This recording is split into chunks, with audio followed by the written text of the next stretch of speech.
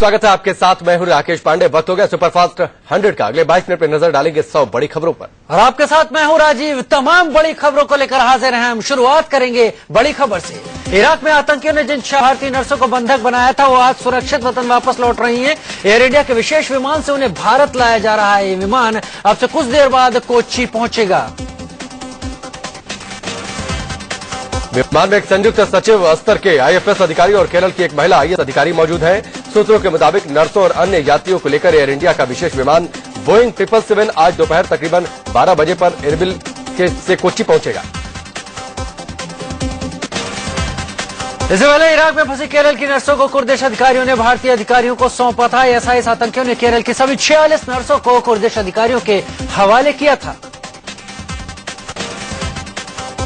इससे पहले विदेश मंत्रालय ने इस बात की पुष्टि की थी कि बंधक बनाई गई नर्सें मुक्त हो गई हैं और एरबिल में भारतीय दूतावास के संपर्क में है। उत्तरी इराक में एरबिल अरब खाड़ी देश के कुर्दिस्तान की राजधानी है। इराक में आतंकी संगठन ISIS ने तिकरित स्थित उनके अस्पताल से अगवा किया था। आतंकियों ने मोसुल की एक पुरानी इमारत में उन्हें बंधक बनाकर रखा। ये जगह तिकरित से करीब 250 किलोमीटर दूर थी। इराक में अभी भी कई भारतीय फंसे हैं जिन्हें वहां से निकालने की कोशिशें की जा रही हैं। वतन वापसी से पहले अबुधाबी एयरपोर्ट पर इंडिया न्यूज से कुछ भारतीयों ने अपनी आपत्ति सुनाई। ये लोग पंजाब, हिमाचल, हरियाणा और राजस्थान के रहने वाले हैं। इलाहाबाद का एक परिवार भी इराक में दहशतगर्दी के माहौल के बीच सुरक्षित अपने घर लौटा है। परिवार के तीनों लोग इसे चमत्कार से कम नहीं मान रहे। तीनों के मुताबिक जो इराक में उन्होंने देखा उसे वो पूरी जिंदगी भूल नहीं सकेंगे। उधर अमेरिका ने इराक संकट पर चिंता जताई है। अमेरिका ने कहा कि इराक और सीरिया के बड़े हिस्से पर ISIS के कब्जे से सुरक्षा का गंभीर खतरा पैदा हो चुका है। इराक में जल्द ही नई सरकार बननी चाहिए। यूपी के मुरादाबाद के कांठ इलाके में जमकर बवाल हुआ। हरिद्वार रेलवे मार्ग जाम कर रहे बीजेपी कार्यकर्ताओं की पुलिस के साथ झड़प हुई। हरिद्वार रेलवे ट्रैक पर प्रदर्शन कर रहे ग्रामीणों को हटाने के लिए की गई पुलिस हवाई फायरिंग के बाद लोग भड़क गए और पुलिस पर पथराव कर दिया।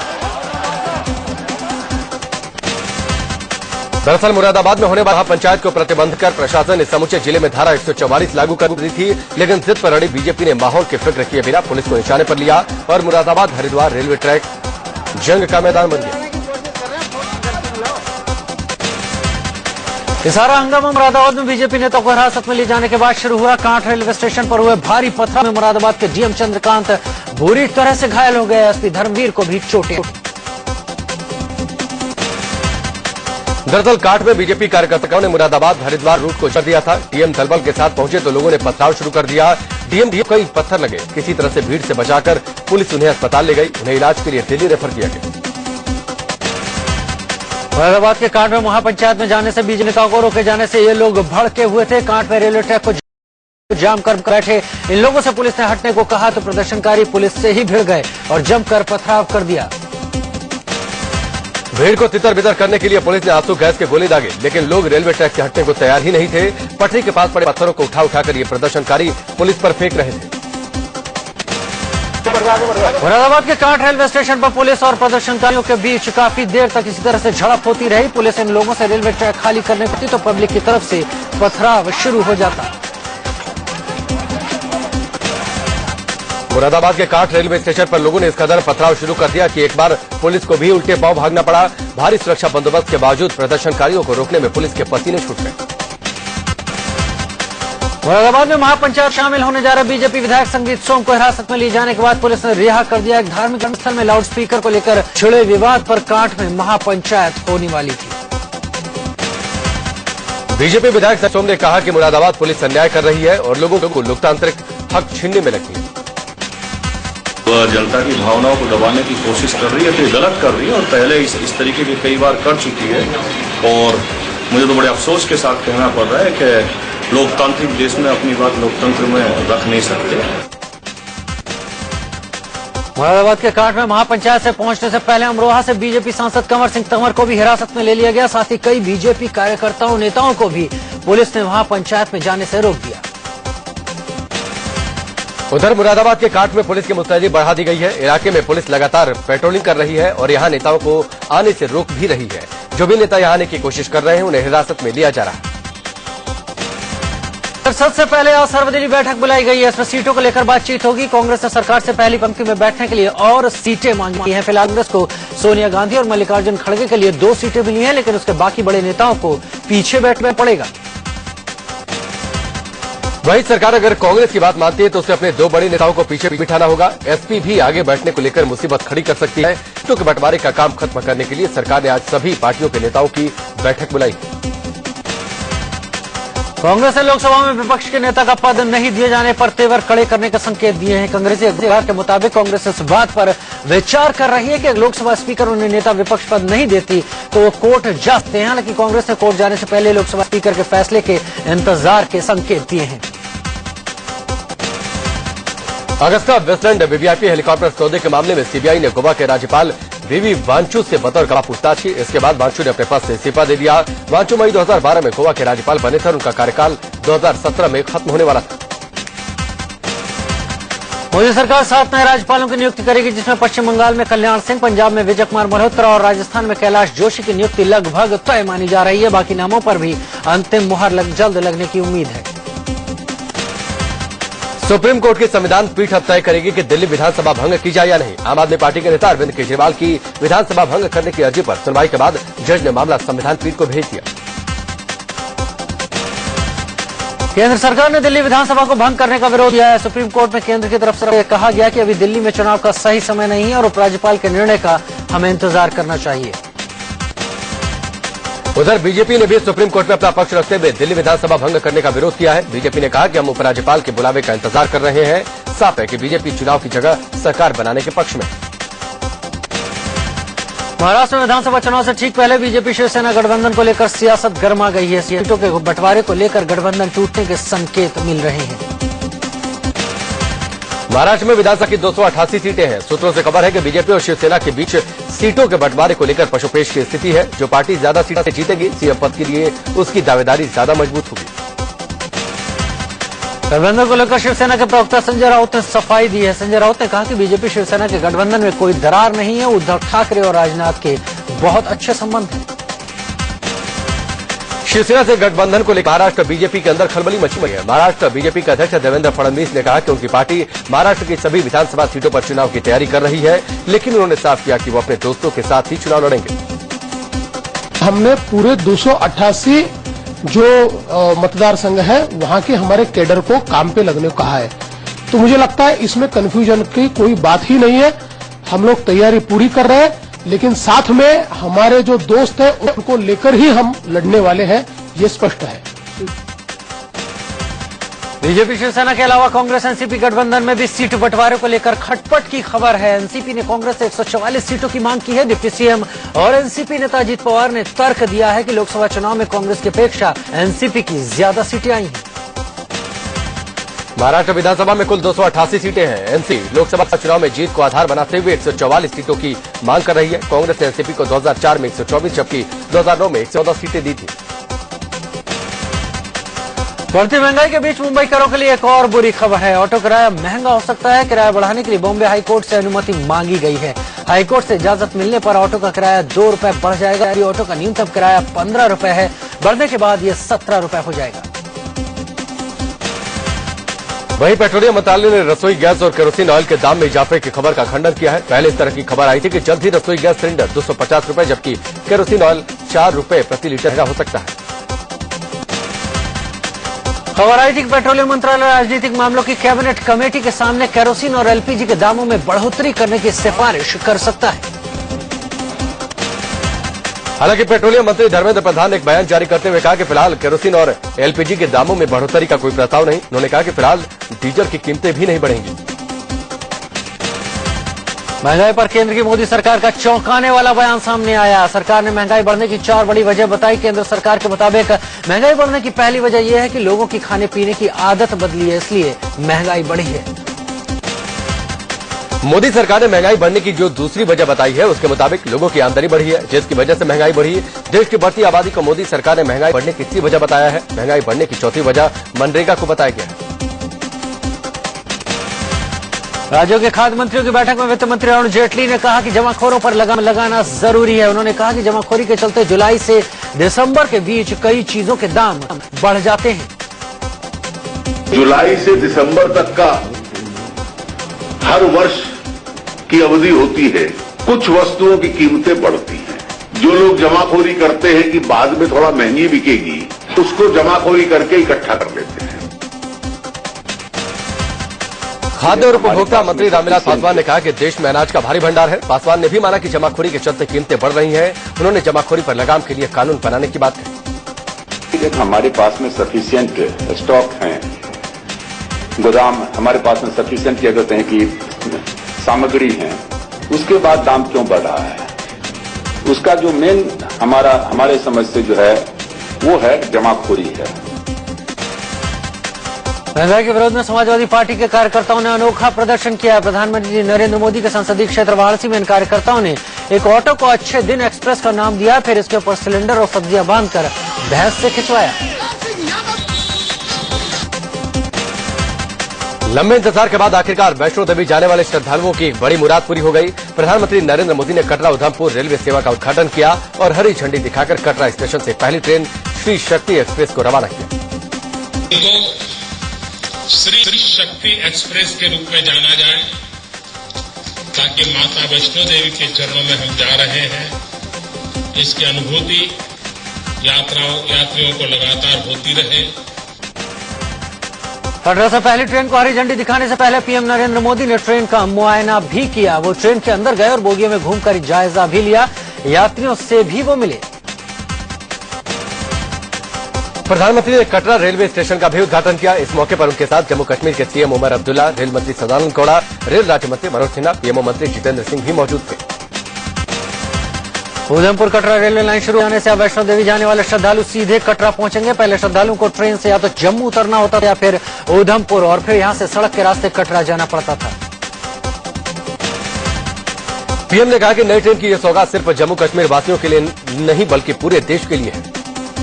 ये सिर्फ जम्मू कश्मीर के लिए सुविधा नहीं है, और नहीं ये सिर्फ जम्मू कश्मीर को भेंट है, यह भेंट पूरे हिंदुस्तान को है, 125 करोड़ देशवासियों को है।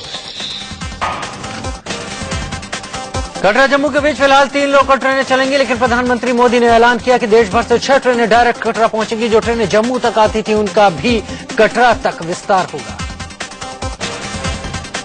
पीएम नरेंद्र मोदी ने कहा कि मैं इस ट्रेन को हरी झंडी दिखाने के साथ ही देश की विकास यात्रा की भी शुरुआत कर रहा हूं। मैंने चुनाव अभियान की शुरुआत भी माता वैष्णो देवी के चरणों में आकर की थी।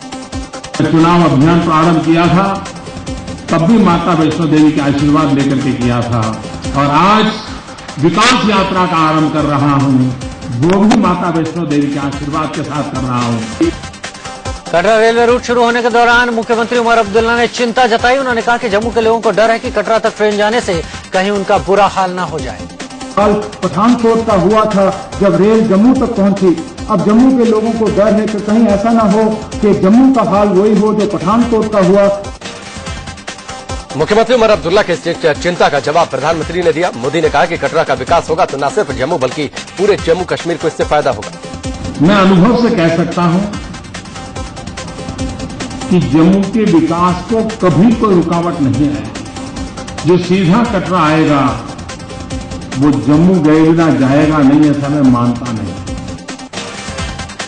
कटरा से उधमपुर स्टेशन तक की दूरी 25 किलोमीटर की है और यह सफर आधे घंटे में पूरा होगा। कटरा से उधमपुर के बीच 7 सुरंगें और 30 छोटे बड़े पुल हैं। इस रेलवे लिंक के बीच चक्राखवाल नाम का एक छोटा स्टेशन भी है। कटरा से उधमपुर तक का लिंक पहाड़ी इलाके में सबसे बड़ा रेलवे प्रोजेक्ट था। इस रेलवे लाइन को तैयार करने में 18 सालों का लंबा वक्त लगा और इस मेगा रेलवे प्रोजेक्ट में 1132 करोड़ रुपए की लागत है।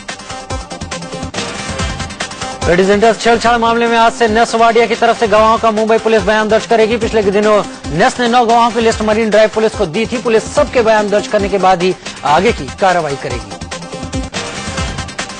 पंजाब किंग्स 11 के अधिकारी तारा शर्मा के बयान के बाद नेस वाडिया की मुश्किलें बढ़नी तय है। गवाह के तौर पर दिए बयान में तारा ने प्रीति के आरोपों को सही बताया और कहा कि उन्होंने नेस और प्रीति जिंटा को झगड़ते देखा था। पंजाब किंग्स 11 की हॉस्पिटैलिटी हेड तारा शर्मा 30 मई को वानखेड़े स्टेडियम में मौजूद थी, जहां नेस प्रीति का विवाद हुआ था। तारा टीम के लिए सीट का इंतजाम देखती हैं। बताया जाता है कि प्रीति से पहले नेस ने तारा से ही झगड़ा किया था। बिग बॉस 5 की कंटेस्टेंट रही पूजा मिश्रा ने बॉलीवुड एक्ट्रेस ईशा कोप्पिकर के प्रति टिम्मी नारंग और उनके भाई राहुल पर छेड़खानी का आरोप लगाया है। पूजा का आरोप है कि टिम्मी और उनके भाई राहुल नारंग ने उनका शारीरिक शोषण करने की कोशिश की थी।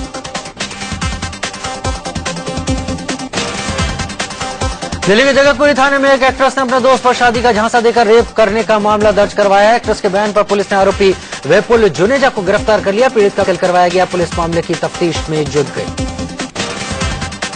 सारा समूह के मुखिया सुब्रत रॉय को सुप्रीम कोर्ट से राहत मिली है। सारा की जमानत याचिका पर सुप्रीम कोर्ट ने फैसला सुरक्षित रख लिया है।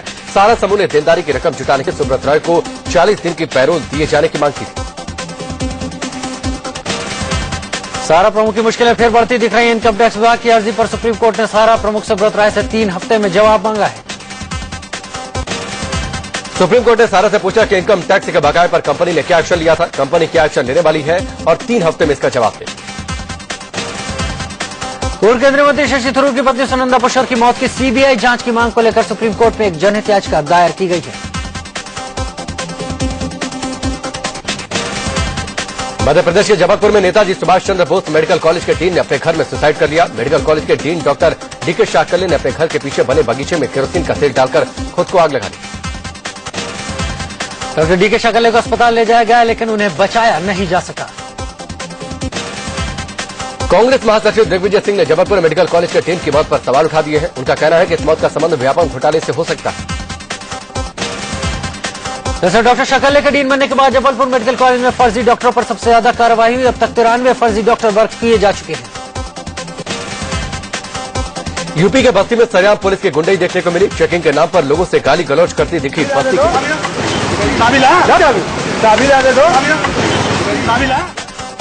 बस्ती पुलिस ने फव्वारा तिराहे पर चेकिंग अभियान चलाया। इस दौरान कई लोगों से पुलिस ने गाली गलौज भी की। लोगों से बस्ती पुलिस की ये बदतमीजी कोतवाल की देखरेख में हो रही थी, लेकिन आम लोगों के जिस तरह सिपाहियों का बर्ताव था उसे इन्होंने रोकने की भी कोशिश नहीं की। दिल्ली के जगतपुर इलाके में देर रात एक इको कार ने 7 साल के बच्चे को टक्कर मार दी। टक्कर इतनी जोरदार थी कि प्रशांत नाम का लड़का 300 मीटर दूर जा गिरा। दिल्ली से सटे ग्रेटर नोएडा में बदमाशों ने बाइक सवार को गोली मार दी। आसपास के लोगों ने बाइक सवार को अस्पताल में भर्ती कराया। दरअसल मनोज नाम का शख्स अपनी दुकान बंद कर बाइक से घर जा रहा था। रास्ते में कार सवार बदमाशों ने उसे रोक लिया और गोली मार दी। यूपी के गाजीपुर पुलिस ने दोहरे हत्याकांड के मामले में 2 लोगों को गिरफ्तार किया है। बहरियाबाद इलाके में 21 जून की रात संग्राम मौर्य और भगवान मौर्य की गला काटकर हत्या कर दी गई। हरियाणा के फरीदाबाद में एक युवक की दिन दहाड़े गोली मारकर हत्या कर दी गई। दुर्ग विजयगंज इलाके में एक महिला की रहस्यमय स्थिति में लाश मिलने से सनसनी फैल गई। महिला की लाश घर के अंदर बेड पर पड़ी थी। फरीदाबाद पुलिस ने सूर्य विहार इलाके में सेक्स रैकेट को बेनकाब करते हुए 5 महिलाओं समेत 7 लोगों को गिरफ्तार किया। यूपी के प्रतापगढ़ में नाबालिग छात्रा का अपहरण, दुष्कर्म और अश्लील लेमन बनाने का सनसनीखेज मामला सामने आया है। प्रतापगढ़ के सर्वोदय इंटर कॉलेज के प्रिंसिपल पर आरोप है कि उसने 11वीं की छात्रा को मार्कशीट देने के बहाने बुलाया और अपने साथियों के साथ मिलकर दुराचार किया। अश्लील लेमन बनाकर छात्रा को ब्लैकमेल करने की कोशिश की गई। वारदात के बारे में बताने पर परिजनों को जान से मारने की धमकी भी दी गई। कोयम्बटूर में किसानों ने अपनी उत्सवम त्योहार का नाच गाने के साथ स्वागत किया।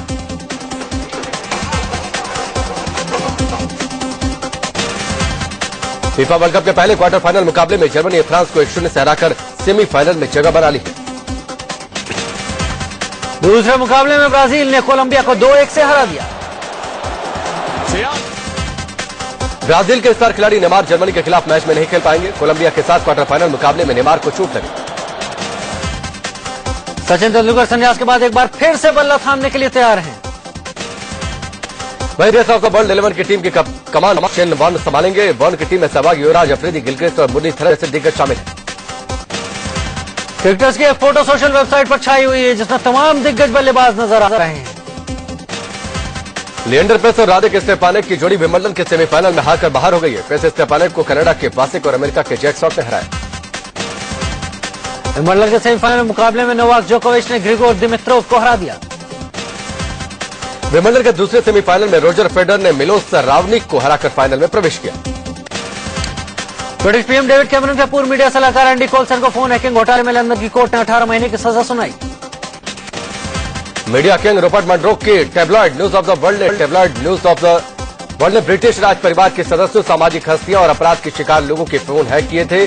मामला सामने आने के बाद कंपनी ने टैबलॉइड बंद कर दिया। पाकिस्तान के उत्तरी वजीरिस्तान में चल रहे सैन्य अभियान की वजह से लगभग 5,70,000 लोग विस्थापित हुए हैं। अमेरिकी राष्ट्रपति बराक ओबामा ने कहा कि रूस को यूक्रेन में तनाव कम करने के लिए तुरंत कदम उठाना चाहिए। कॉमेडियन कपिल शर्मा के हाथ से यशराज बैनर की फिल्म बैंक चोर निकल गई है। खबर है कि कपिल के हाथों से बैंक चोर के साथ ही यशराज फिल्म्स के साथ साइन की गई 3 फिल्मों की डील भी निकल गई। तो फिल्म चलने के बाद अभिनेता कमाल मशीद खान ने तंज कसा है। उन्होंने लिखा कि क्या बढ़िया खबर है, यशराज की कंपनी से कपिल अलग हो गए। असल में जोकर सर्कस में अच्छे लगते हैं, फिल्मों में नहीं।